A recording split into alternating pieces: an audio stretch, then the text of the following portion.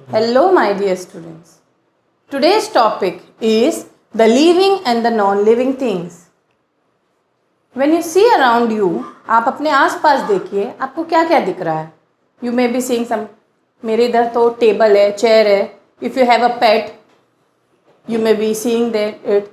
And when you move around out of your house, you may see trees. Okay?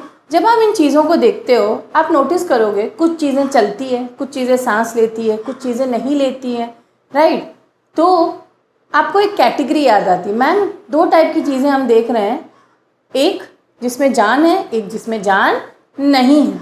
So therefore ये जो entire living beings है या non living beings है, इन चीज़ को हम categorise करते हैं living and the non living things. Okay, तो आज का जो टॉपिक है इसमें कैरेक्टरिस्टिक्स, ये जो सिलेबस है basically it is showing you the characteristics of living things and non living things. तो सबसे पहले फोकस है कैरेक्टरिस्टिक्स ऑफ लिविंग थिंग्स पर. ठीक है, व्हाट आर लिविंग थिंग्स? आप लोग कहेंगे जिसमें मैम जान है, जो चल फिर रहा है. तो व्हाट अबाउट प्लांट्स? क्या प्लांट्स चल फिरते हैं? नहीं, but still we call it as living things. Why? Because plants grow, है ना. प्लांट्स इतने से थे और अचानक इतने बड़े हो. क्या आपका टेबल कुछ सालों बाद बड़ा हो जाता है? नहीं. यानी कि तुम उसको फिर किस कैटेगरी में देते हो? Non living things. यानी कि there are many characteristics which decide that a particular thing is living और नॉन लिविंग थिंग. ओके, यहाँ पे कैरेक्टरिस्टिक्स ऑफ लिविंग थिंग्स दिया है. Need nutrition, respire to convert food into energy, ये सारी चीज़ें डिस्कस होगी. Made up of cells, responds to stimuli, undergo definite changes during their life, okay, live for a definite period of time, reproduce more of their kind. Differences between living and non-living things, that is between plants and animals, ये सारे topics आज हम cover करेंगे. Okay, moving further in the chapter.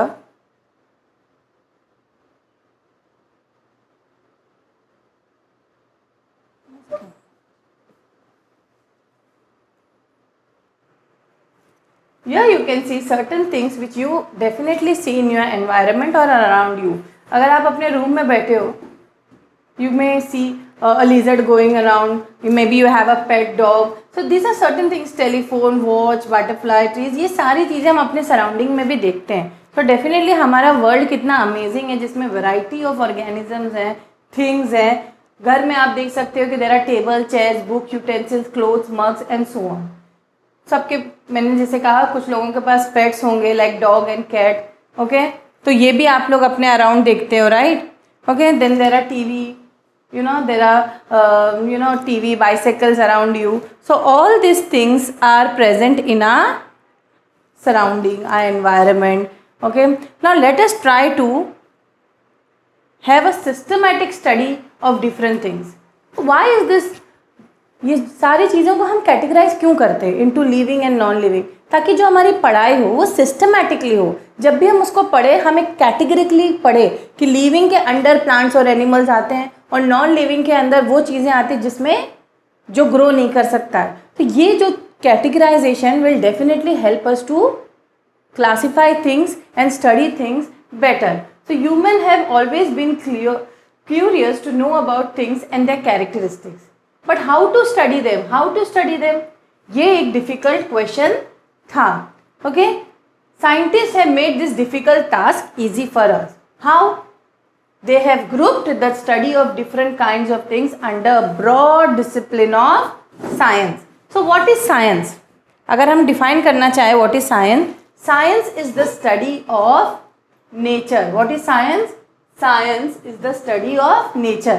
इसके अंदर nature में क्या क्या, जो भी चीज़ें नेचर में आती है वो सारी चीज़ें हम साइंस में पढ़ते हैं. नेचर में क्या क्या आता है? नेचर में डेफिनेटली अर्थ तो आएगा सबसे पहले, उसके बाद space, living and non living things and all the material things and their behaviour. To therefore to know this characteristics, या इन चीज़ों को सिस्टमैटिकली स्टडी करने के लिए बायोलॉजी या एक ब्रांच है, फिजिक्स एक ब्रांच है, केमिस्ट्री. यानी कि ये जो साइंस है, this science is divided into 3 branches. Science is divided into 3 branches. The 3 branches are biology, physics and chemistry. So next time anybody asks you in how many categorization science is divided, it is divided into 3: biology, physics and chemistry. Biology deals with the study of living beings. Physics explains solar system, physical phenomena like gravitation, magnetism, electricity. ये सारे topics किस में आएगा? Physics में. Chemistry क्या describe करता है? Chemistry describes the composition and properties of the matter related to the substance.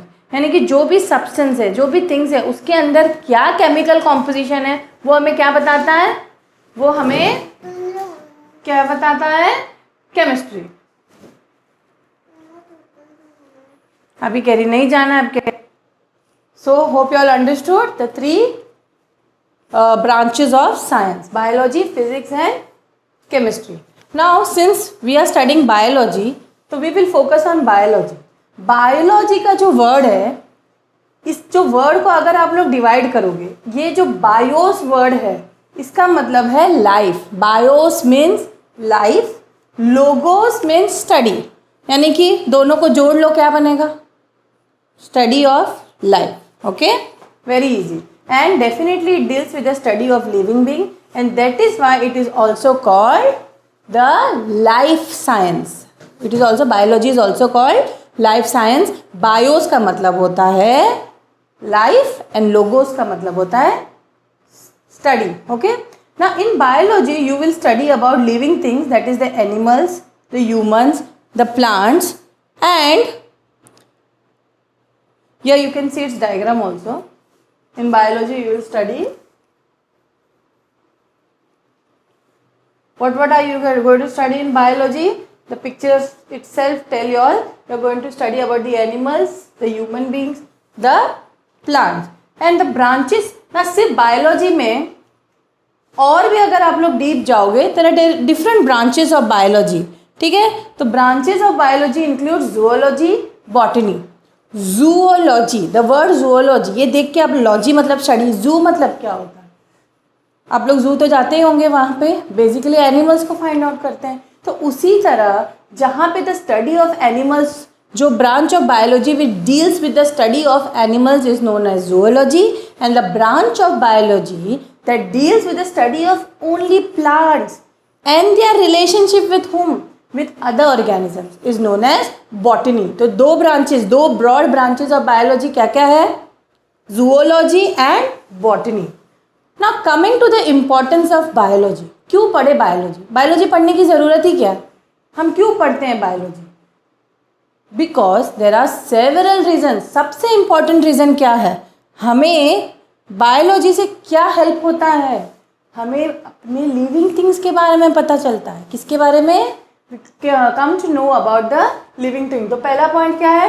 know about the living things, their structures, their functions of different body parts of not only plants but also animals but also microorganisms. There are not only plants and animals, there are little microorganisms which we cannot see through our naked eyes. हम अपने normal eyes से नहीं, उसको under the microscope ही देख सकते हैं, normal eyes से नहीं देख सकते हैं. तो ये भी इंक्लूडेड है, यहाँ पे लिखा नहीं है लेकिन you should no.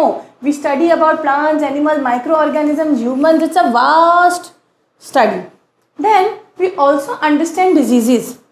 Particular disease होता है, फॉर एग्जाम्पल कोरोना वायरस ही. अब जब हम वायरस के बारे में ही नहीं जानते, we have not studied biology because under that only comes viruses, how will you find disease का इलाज कैसे फाइंड आउट करो? इसीलिए बायोलॉजी बहुत ज़रूरी है, क्योंकि जब तक हम ऑर्गेनिज्म के पार्ट्स नहीं जानते, बैक्टीरिया के पार्ट्स नहीं जानते, हम उसको नहीं जानते, ऑर्गेनिजम्स को नहीं जानते, हम उसका इलाज कैसे करेंगे? ठीक है. Then this also helps us to take proper care of health and long life. If you know about all the internal organ, for example if you don't know about your heart, how will you know that heart failure होता कैसे है? How will you know what to eat and what not to eat to keep a healthy heart? Next point is, second point is understand disease. Third point is learn the importance of plants and animals to conserve them as they mutually dependent. अगर हम plant का role, animal का role तो हम लोग को थोड़ा बहुत पता ही है, हम इंसान हैं, हमें अपने पार्ट्स को सही रखना है, ये इसीलिए हम अपना केयर लेते हैं. But what about plants? Why should we take care of them also? Why shouldn't we cut plants? Because we are mutually dependent on each other. कैसे? क्योंकि प्लांट्स जो हैं वही ऑक्सीजन गिव आउट करते हैं और जिसको हम ब्रीथ करते हैं, राइट? और प्लांट्स टेक इन कार्बन डाइऑक्साइड जो हम गिव आउट करते हैं. तो कितना अच्छा एक म्यूचुअल रिलेशनशिप बना है, राइट? इसी तरह इकोलॉजिकल का बैलेंस मेंटेन रहता है. ओके, इसीलिए plants are equally important. In fact I will tell more than important than animals. Learn the importance of plants and animals is your third point. Your fourth point is grow better food crops. Students, ये एक important point है, इसीलिए क्योंकि crops के बारे में जब तक नॉलेज नहीं होगा हम क्रॉप्स को प्रोटेक्ट कैसे करेंगे, है ना? क्रॉप्स फाइनली हम लोगों को डिफरेंट चीज़ों में हेल्प करती है. We consume crops, right? What else? Crops, there are food crops, there are plantation crops. There are different types of crops. We should know its categorization and when, how to preserve and conserve them. Next is control the growing population of the world, especially in India. India में सबसे ज़्यादा population है, सबसे ज़्यादा China है, उसके बाद India है. तो पॉपुलेशन कंट्रोल करने की ज़रूरत क्यों है हम लोगों को? इसीलिए ज़रूरत है क्योंकि जब हम पॉपुलेशन को कंट्रोल ही नहीं करेंगे तो जितने रिसोर्सेज हैं उसकी शॉर्टेज नहीं होगी, क्योंकि रिसोर्सेज कम है और पॉपुलेशन ज़्यादा है. Next, to choose a career. अगर हमें डिफरेंट फॉर्म्स पता ही नहीं है कि बायोलॉजी में और केमिस्ट्री और फिजिक्स ये सारे ब्रांचेज है, उसमें डिफरेंट करियर्स हो सकते हैं. जब हमें करियर के बारे में पता ही नहीं, हम करियर चूज़ कैसे करेंगे? इसीलिए to be a doctor, pathologist, a veterinary doctor etcetera. What is a veterinary doctor? Animals के डॉक्टर को हम वेटरनरी डॉक्टर बोलते हैं. पैथोलॉजिस्ट को होते हैं जो ब्लड टेस्ट वगैरह करते हैं, ओके, जिनके लैब में हम ब्लड टेस्ट वगैरह भेजते हैं. और डॉक्टर्स तो आप लोगों को पता ही है. तो इसीलिए पढ़ाई नहीं करेंगे तो ये करियर कैसे बनाएंगे, right? Next topic which is your most important topic in the chapter is living and non living things. What are living and non-living things? Again, I have discussed this before. The world in which we live is made of two categories. Living and non-living things. Yes or no? To understand it better, we have also learned that non-living things and living things can be categorized, okay, by using a table form. Now you are given certain examples over here, or the examples which you know which are living and which are non-living, you can put it down over here. Like one example they have given you, cow एक living thing है, brick एक non-living thing. एक और example आप लोग बताइए, कोई living thing मैं plant लिखती हूँ, okay, और non-living thing कोई बताइए, table लिखती हूँ, okay, और you can write furniture also. Then another living thing you can give humans. Another non-living thing, chair. Table, chair चलो फर्नीचर के कैटेगरी में आता है. You can take metal. Metal is a non living thing. So this way you can categorise. 2 बच्चे हैं वो आप लोग करिए. Next, characteristics of living things. अगर हम पर्टिकुलरली लिविंग थिंग्स की बात करें तो लिविंग थिंग्स किन चीज़ों के से कैटेगराइज किया गया है? ओके, सबसे इंपॉर्टेंट पॉइंट है body made up of cells. Living things are made up of cells. Cell is the structural and functional unit of life. यानी कि ज़िंदगी चलाना है तो सेल होना ज़रूरी है. लाइफ है इसका मतलब उसके अंदर सेल है. चाहे इसीलिए हम प्लांट और एनिमल को लाइफ या लिविंग कैटेगरी में देते हैं, right? Then movement, fixed life span, इन सबको हम डिटेल में एक्सप्लेन करूंगी मैं. Let us see how many category दी गई है कि ये सारी कैटेगरी है किसी में तो वो लिविंग थिंग है. सबसे पहले body made of cell, next is movement, next is fixed life span. एक पर्टिकुलर लाइफ स्पैन है, जीना और मरना दोनों होता है किसमें? लिविंग थिंग्स में. Respiration, responsiveness, growth, nutrition, excretion, reproduction. Let us discuss one by one. तो सबसे पहला है बॉडी मेड ऑफ सेल. जैसे मैंने कहा cell is the basic unit of life. Yes और no? It is the structural and functional unit of life. All living things are made up of cell. The body of plant, चाहे animals हो चाहे plants हो, उनमें cell ज़रूर होंगे. और हमारे बॉडी में देखिए आप क्या है, बिलियंस ऑफ सेल्स हैं, ओके. और सेल को हम कैसे इमेजिन करो, सेल का एक अलग चैप्टर होगा, लेकिन सेल एक कंपार्टमेंट की तरह है. अगर ये एनिमल है, सेल है समझो, इसके अंदर वो न्यूक्लियस होता है, ठीक है। इसके अंदर, सेल के अंदर क्या होता है? न्यूक्लियस। क्या होता है? Nucleus.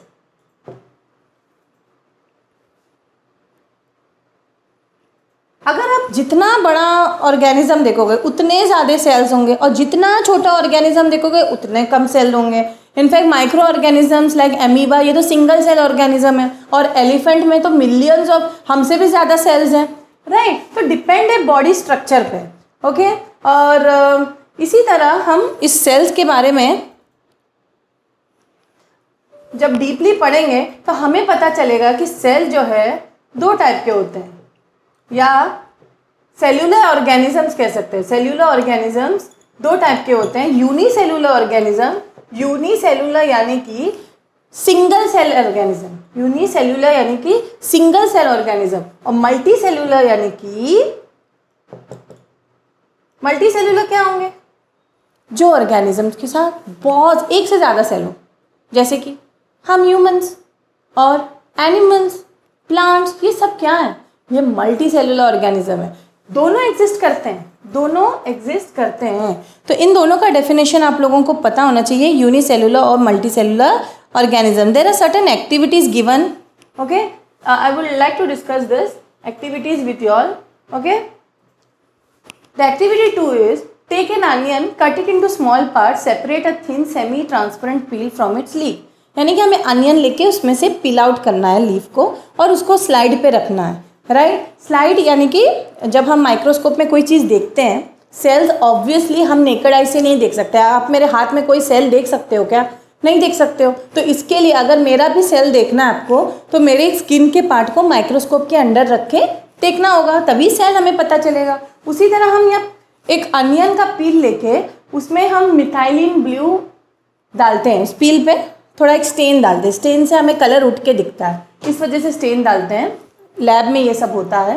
Then place a cover slip, एक कवर स्लिप डालते हैं, and you will observe irregular tiny compartments. यानी कि यहाँ पे आप लोग नोटिस कर सकते हो, ये देखो ऐसा होता है अनियन के सेल का स्ट्रक्चर, किस तरीके से एक रेक्टेंगुलर टाइप दिख रहा है कि नहीं, ठीक है। इस तरह it will help you to draw, अगर एग्जाम में आ गया draw the cell of onion, then you can definitely draw, you can just draw it in this shape, जैसे ना ब्रिक शेप, एक दूसरे के यू नो कैसे कंपार्टमेंट्स में कैसे ये बने हुए हैं। यहाँ पे न्यूक्लियस है, इसको सेल मेम्ब्रेन कहते हैं, and this is your cytoplasm, जिसमें सेल ऑर्गेनेल्स तैरते हैं। उसी तरह यहाँ पे एक और सेल दिया गया है, cheek cells. What are cheek sales?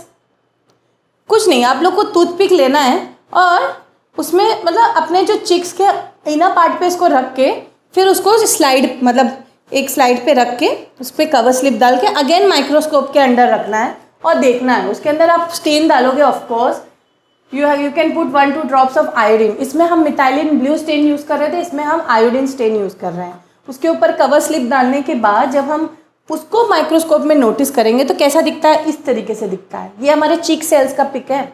Again her cell में आपने क्या नोटिस किया? ये देखो एक न्यूक्लियस है, राइट, है ना, न्यूक्लियस, और ये जो पार्ट है इसको हम साइटोप्लाज्म कहते हैं, और ये जो कवरिंग है इसको हम कहते हैं सेल मेम्ब्रेन। देखो सेल मेम्ब्रेन, ठीक है। तो ये है, ये एक्टिविटीज़ हमें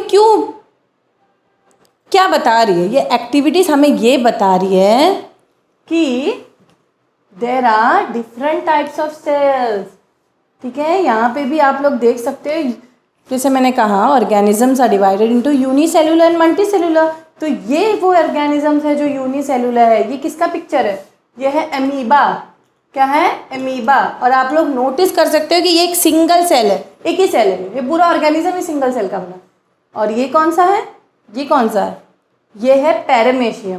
पैरामेशियम को नोटिस करो कैसे दिख रहा है, एक ही सेल का बना है, लेकिन इसमें और इसमें कंपैरिजन करोगे तो इसके अंदर सिर्फ न्यूक्लियस है, ठीक है। इसके अंदर न्यूक्लियस के अलावा फूड वैक्यूल है, ठीक है, और भी माइटोकॉन्ड्रिया, सीलिया, ये जो सीलिया है, सीलिया क्या करता है? इसको चलने में मदद करता है, ठीक है। एमीबा में ना मुंह है ना पैर है, कुछ नहीं है, फॉल्स फीट्स होते हैं एमीबा में। लेकिन ये दोनों ऑर्गेनिजम्स तुम्हें इसलिए बताए गए हैं कि ये दोनों एग्जाम्पल्स है यूनिसेल्यूलर ऑर्गेनिजम्स का, दोनों एग्जाम्पल्स है यूनिसेल्यूलर ऑर्गेनिजम्स का, ठीक है।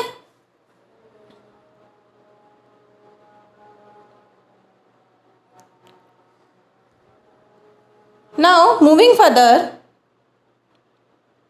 To multi cellular organism, multi cellular organism में कौन आएंगे? हम ह्यूमंस, प्लांट्स, उनके एग्जाम्पल्स या उनके सेल स्ट्रक्चर को हम आगे पढ़ेंगे, ठीक है। Now take a small sugar cube, crush it with a hammer and observe it under a microscope. क्या आपको कोई कंपार्टमेंट दिखेगा? ये क्वेश्चन मैंने क्यों पूछा? क्या आप चलो शुगर को ले लो या आप कोई टेबल के टुकड़े को इसी तरह माइक्रोस्कोप के अंडर ले लो, जैसे हमने प्लांट सेल और माइक्रो ऑर्गेनिजम्स और अनियन सेल को लिया था, क्या उसमें कुछ दिखेगा? नहीं, क्योंकि वो लिविंग नहीं है, इसीलिए उसमें कोई सेल नहीं होगा, डेफिनेटली कोई सेल नहीं होगा।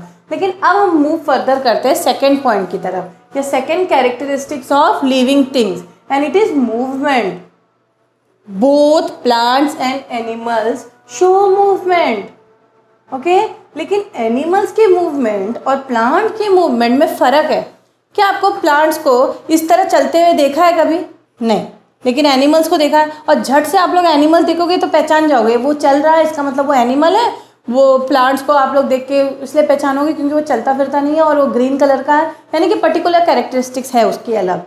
लेकिन फिर भी प्लांट्स मूव करते हैं। How do you know that? Let us see, ठीक है। Movement of animals is easy to make out. They will walk, run, fly, swim. Such movement from place to place is called locomotion, यानी कि जो हम चल फिर रहे हैं उसको बोला क्या जाता है? उसको बोला जाता है लोकोमोशन। और ड्यूरिंग लोकोमोशन होता क्या है? We move our entire body, right. But why do we move our body? हम एक जगह क्यों नहीं बैठते हैं? We do it to do some activities in day to day life, right. What else? We gather food to avoid enemies, to search their mates. All this is the reason why, all this is the reason जिसके लिए क्या हो रहा है? Movement हो रही है। क्या हो रहा है? मूवमेंट हो रही है। नाउ यहाँ पे भी आप लोग देख सकते हो एनिमल्स को, ये अपना शिकार ढूंढने के लिए मूव कर रहा है, यानी कि ये सिंपल सी चीज़ें। हम मूव क्यों कर रहे हैं? टू कैच अ प्रे, है ना, to do a day to day activities.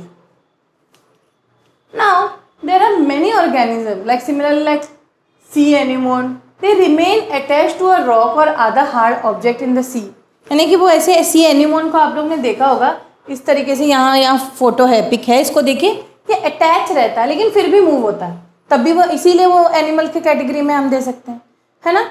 लेकिन प्लांट्स इस तरीके से कोई मूवमेंट नहीं शो करते हैं। प्लांट्स का बेसिकली चलने फिरने वाला लोकोमोशन वाला पार्ट नहीं है।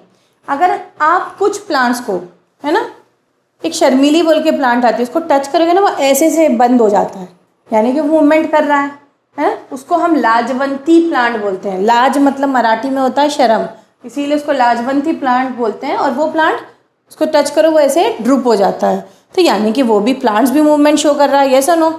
ओके।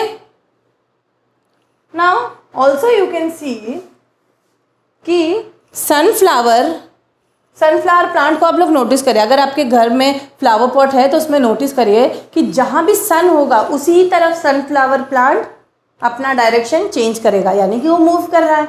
यस और no? It is responsing to a stimuli, कि उसको सनलाइट की ज़रूरत है इसीलिए वो उसकी तरफ मूव कर रहा है। क्या एक टेबल ऐसे करता है क्या? जहाँ हम बैठे खुद ही मूव होके आता है? नहीं, यानी कि वो नॉन लिविंग थिंग्स है।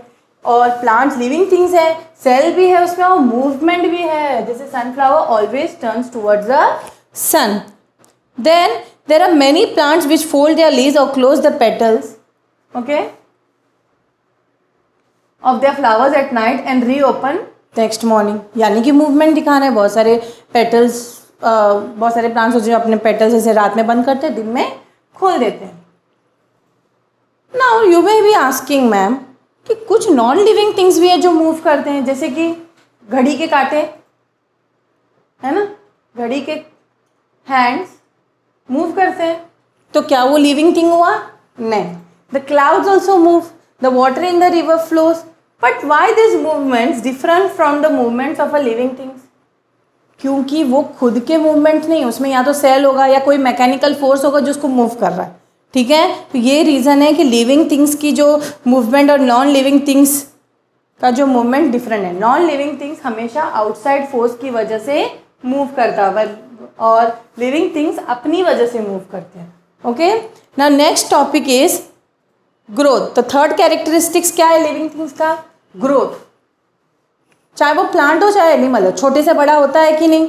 यस और no? When a baby is born वो इतना सा होता है कि कुछ सालों बाद वो लंबा होगा और एक पर्टिकुलर एज तक हम ग्रो करते हैं। उसी तरह प्लांट्स में भी ग्रोथ होता है। क्या एक टेबल एक चेयर ग्रोथ कर शो करती है? नहीं। तो यही मकसद है कि ग्रोथ एक कैरेक्टरिस्टिक्स है लिविंग थिंग्स का। आप लोग यहाँ नोटिस कर सकते हो कैसे एक 1 ईयर बेबी कितने साइज़ का होता है, फिर देखो 8 ईयर्स तक कितने बड़ा हुआ, 15 ईयर्स तक कितना बड़ा हुआ, 20 एंड 40 ईयर्स तक एक मैच्योर्ड मैन हुआ। Okay, this is nothing but the phases of growth in human being.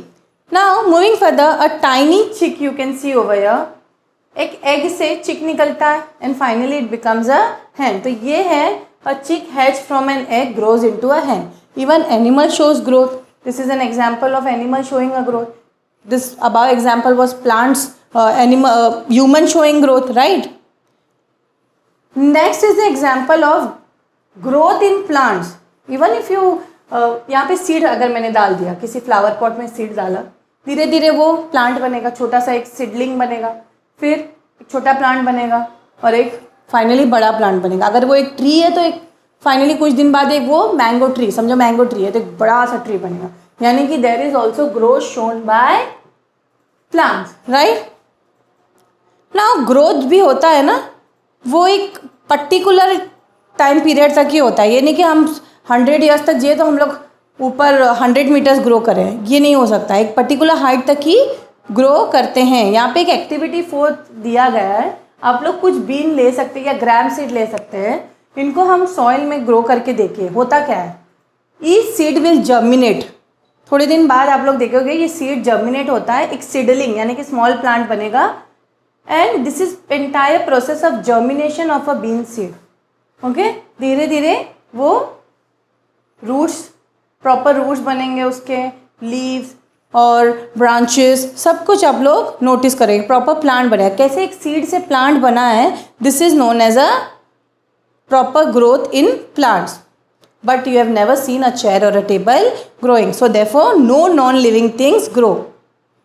As I told you, the fourth point I have told you before also कि अगर हम ग्रो भी कर रहे हैं, हमारा एक पर्टिकुलर लाइफ स्पेन होता है, हम उतने ही जीवन जीते हैं जितना हमारा लाइफ स्पेन हो। ये नहीं कि एक इंसान जब इस वर्ल्ड में आया है वो हमेशा के लिए यहीं रहेगा। Everyone is born and everyone dies. Be it a plant, be it an animal, be it a microorganism, यानी कि all living beings have a particular life span और सबका लाइफ स्पेन अलग अलग होता है। अगर आप एक टॉर्टोइस का देखो तो वो अराउंड 112 ईयर्स 11 ईयर्स तक जी सकता है, लेकिन एक नॉर्मल ह्यूमन, एक average human around 70 to 80 years, maximum चलो 100 ईयर्स भी जी लेते हैं, उससे ज़्यादा नहीं। कोई भी ह्यूमन बींग आज तक 150 या 200 ईयर्स तक नहीं जिया है। उसी तरह there are many organisms which have, even plants, they have particular lifespan. So what is lifespan? The period from birth till natural death is called lifespan. ये definition आप लोग को आ सकता है। एक मैरीगोल्ड प्लांट सिर्फ फ्यू मंथ्स के लिए जीता है, ओके, लेकिन एक नीम ट्री और अ पीपल ट्री ये बहुत सालों तक जीते हैं, कम से कम 100 ईयर्स तक भी वो लोग जी सकते हैं, इवन 1000 ईयर्स तक जी सकते हैं, ठीक है। लेकिन फिर भी एक पर्टिकुलर लाइफ है, तब भी वो ये नहीं कि 10,000 साल तक जिएंगे, 1000 साल बाद मर जाएंगे, ओके। यानी कि every living being has a particular life span. यहाँ पे कुछ एनिमल्स के और लिविंग थिंग्स के लाइफ स्पेन दिए गए हैं, ओके। यहाँ पे कैट का दिया है 35 to 50 ईयर्स। कितना है कैट का? कैट का कितना है? 35 to 50 years, right.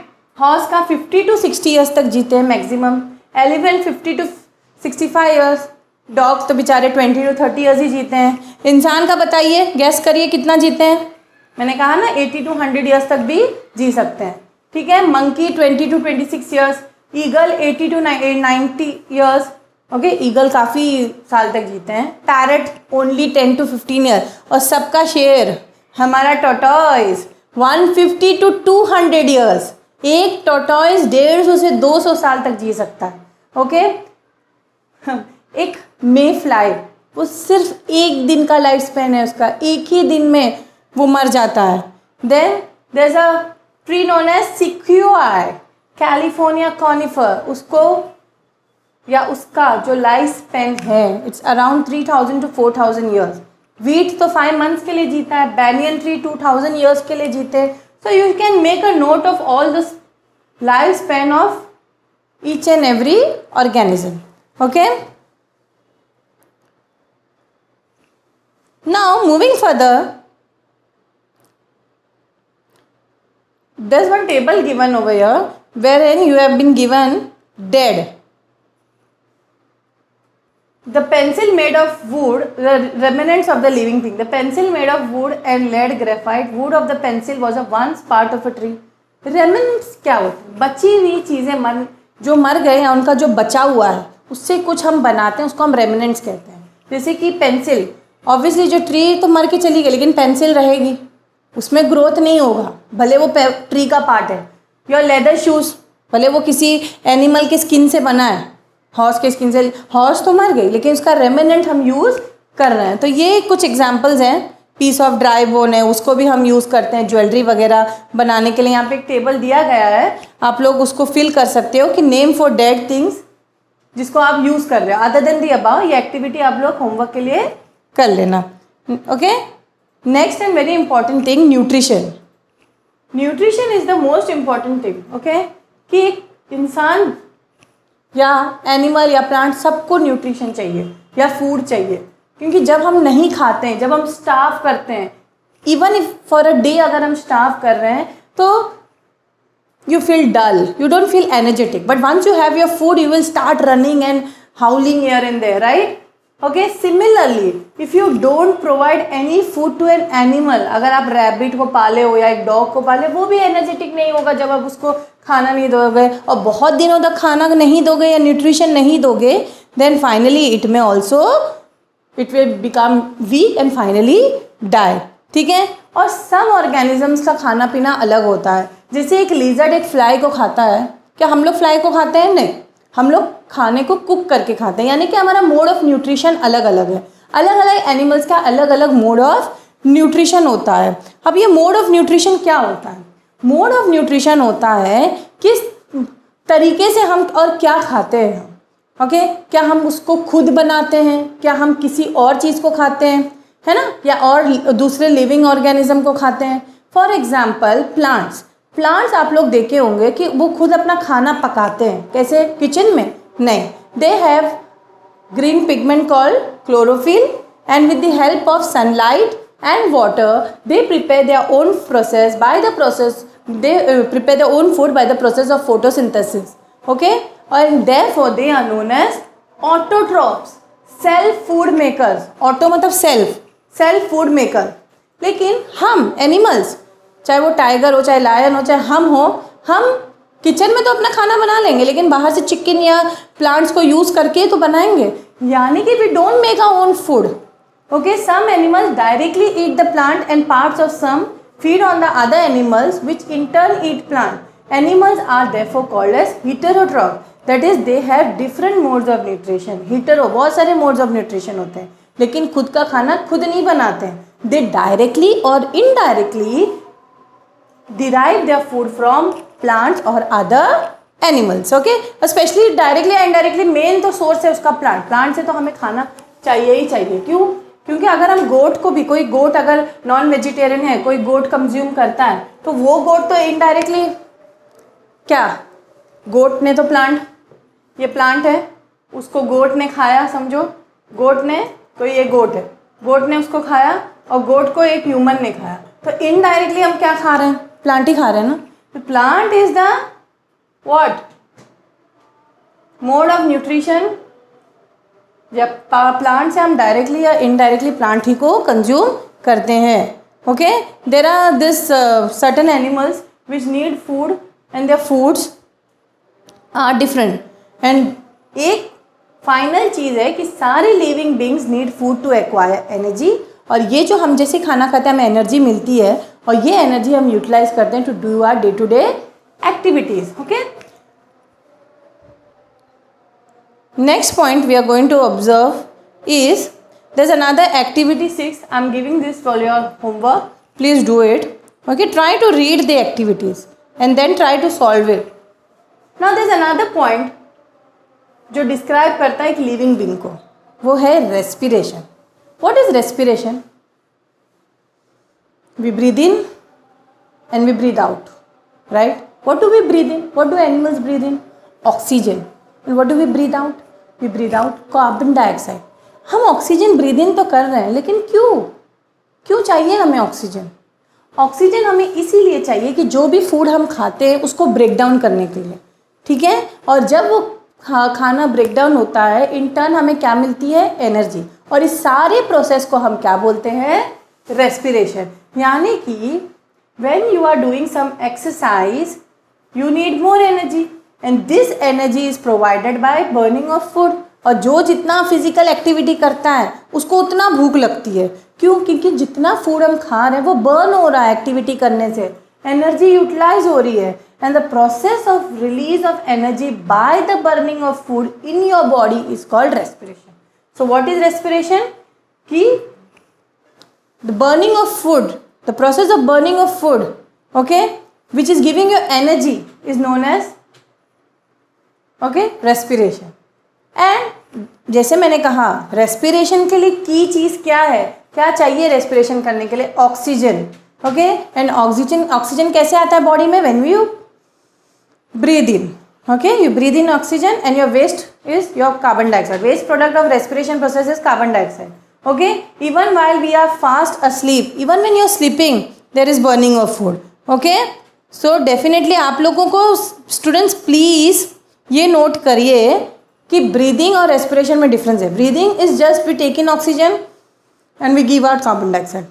But utilizing this oxygen to burning of food and releasing of energy is known as respiration. तो burning और respiration में difference है. Okay. Now there is another activity, okay, given here, and before that there have been all living beings.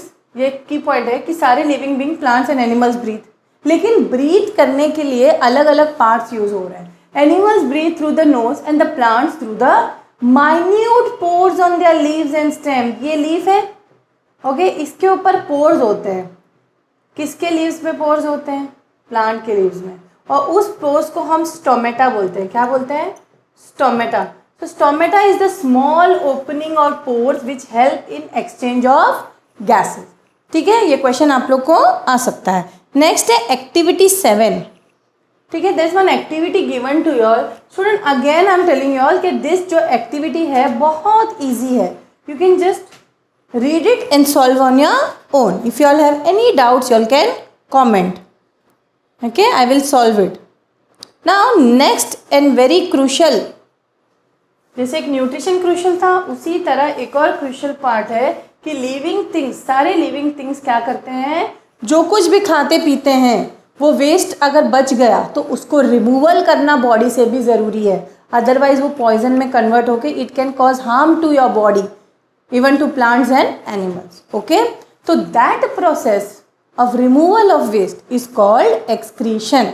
हम लोगों ने क्या क्या पढ़ा अभी तक? हम लोग ने ग्रोथ के बारे में पढ़ा, हम लोग ने रेस्पिरेशन के बारे में पढ़ा, हम लोग ने न्यूट्रिशन के बारे में पढ़ा, हम लोग ने मूवमेंट के बारे में पढ़ा. And now we have come to excretion, यानी कि एक जो प्रोसेस है लिविंग बीइंग में, या लिविंग बीइंग्स को लिविंग बीइंग्स बोलने के लिए एक और वजह है, वो है excretion. So what is excretion? As you have seen over here, I have underlined कि रिमूवल हार्मफुल नाइट्रोजनस वेस्ट. तो जो बॉडी एक्टिविटीज़ होती है सारे ऑर्गेनिजम्स में कुछ ना कुछ सर्टन नाइट्रोजनस वेस्ट निकलता है. And I told you this nitrogenous waste are very harmful for the body and definitely it must be thrown out in the form of जो भी पॉटी वॉटी होती है वो एक नाइट्रोजनस वेस्ट है, वो एक एक्सक्रीटरी प्रोडक्ट है. और यूरिन, ओके, यूरिन भी हमारा एक एक्सक्रीटरी प्रोडक्ट है. ओके, लेकिन प्लांट्स का क्या?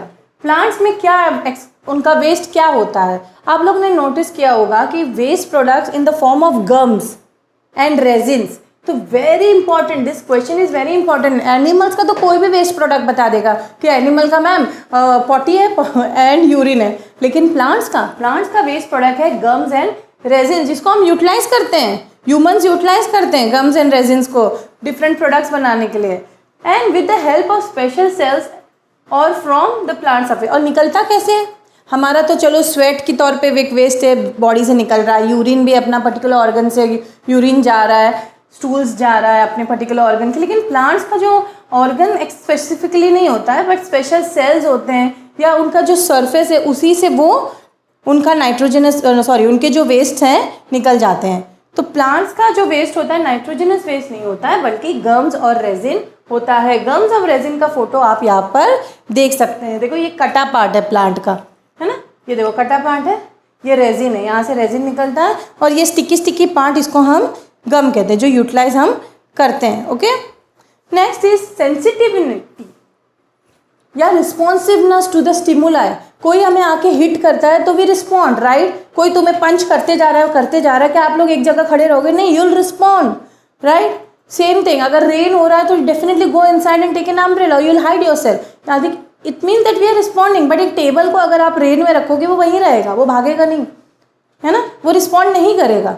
ओके, तो suppose you touch a hot plate और immediately withdraw, what will you do? कि हॉट प्लेट टच किया, immediately you will withdraw your hand, right. तो यानी कि जो तुम्हें टच हो रहा है और जिसको तुम रिस्पॉन्स कर रहे हो उस चीज़ को हम स्टिमुलस कहते हैं। Very important term in science, stimulus is a thing through which you respond, okay, and withdrawal of hand is the response. तो स्टिमुलस क्या होता है? जो रिस्पॉन्स कॉज करता है, ओके। तो स्टिमुलस इज अ हैपनिंग और a change in the surroundings which affects an individual, the reaction which an individual show, okay. Stimulus को या हॉट प्लेट पे जो हमने हॉट प्लेट टच करने के बाद जो रिस्पॉन्स शो किया है उसको हम क्या बोलेंगे? The reaction which we an individual shows to the stimulus is called responsiveness, okay, is called responsiveness और response to the stimuli, okay. कुछ एक और एग्जाम्पल्स हैं जिससे तुम स्टिमुलस है जिससे तुम क्या रिस्पॉन्स शो करते हैं, हम या एनिमल। फॉर एग्जाम्पल डॉग, हम ऐसे डंडा दिखा दे डॉग को, डॉग भाग जाएगा, राइट। तो यानी कि यहाँ पे स्टिमुलस क्या हुआ? वो स्टिक जो हम शो कर रहे हैं डॉग को, और रिस्पॉन्स क्या हुआ? वो जो डॉग रन अवे कर रहा है। उसी तरह लीव्स या प्लांट्स, लाजवंती प्लांट को अगर हम टच करते हैं वो एकदम से वो अपने लीव्स को बंद कर लेता है। The lajwanti start drooping the moment you touch them, ठीक है, वो ड्रूप होता है। Next, plants grown in shade tend to bend towards light. अगर कोई प्लांट शेड में, even sunflower for that case, जहाँ पे सन होता है वो वहाँ पे बेंड होने की सोचता है, यानी कि it is response to the stimuli. यहाँ पे सनफ्लावर का जो बेंडिंग होगा वो रिस्पॉन्सिवनेस होगा और स्टिमुलस होगा sunlight, okay. So be it plants, be it animals, what are they showing? They are showing what? Responsiveness. There is an activity 8 over here, what are you doing? This activity में एक healthy plant लेना है, room में रखना है आपको, एक room में, डार्क रूम में रखना है, और सडनली विंडो ओपन करना है। जैसे आप विंडो ओपन करोगे वो जो प्लांट जो ऐसे पहले नॉर्मली वो स्ट्रेट था, सडनली जैसे विंडो ओपन किया वो उस सनलाइट की तरफ क्या होने लगा? ड्रूप होने लगा, ओके। यानी कि the plant is showing response toward the stimuli, the stimuli is sunlight, okay. So this is your activity. I hope you have understood. The potted indoor plant grow towards the sunlight. So in all the above examples, what are you showing? What are you basically क्या हो रहा है? Stimulus हो रहा है, stimulus की तरफ living beans response show कर रहा है, okay. Next and the very very important, अभी तक मैं सारे इंपॉर्टेंट बता रही हूँ, लेकिन मोस्ट इंपॉर्टेंट क्या है? रिप्रोडक्शन। जब रिप्रोडक्शन ही नहीं होगा, कोई प्लांट या कोई एनिमल इस दुनिया में नहीं आएगा। सो reproduction is nothing but you have already learnt it in previous chapter also, and this topic, since it's a crucial one, I will discuss it in the next lecture. Thank you. So students, did you find today's chapter exciting? I hope you all have, and if you all have any doubts related to this chapter or topics related which you all have not understood, you can definitely contact me for personal tuition also. We provide personal tuition and the number is given in the description. Okay? Thank you.